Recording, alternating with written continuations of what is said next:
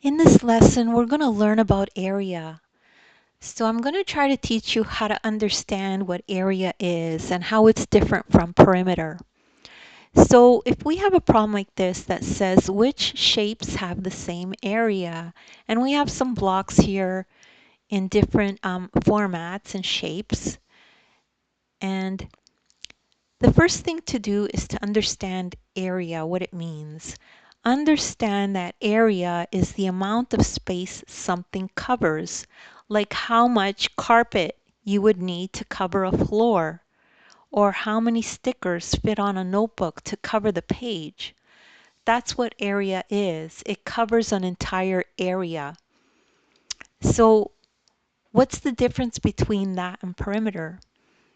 Area is different from perimeter. Perimeter measures the length around an object. It's a length, right? So for perimeter, you would walk around and measure how far you walked.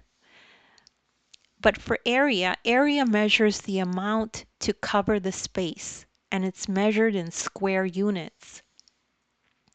So this first shape here, this area is 5 square units. This is 1 unit, this is 2 units, this is 3 units, this is 4 units, this is 5 units. 5 square units. So this area is 6 square units. 1, 2, 3, 4, 5, 6. 6 square units. And this area here covers 5 square units. 1, 2, 3, 4, 5. So the purple shape and the pink shape have the same area because they cover the same amount of space.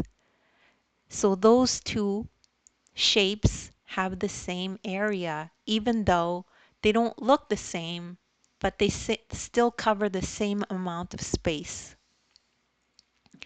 And that's the end, and that's how you understand area.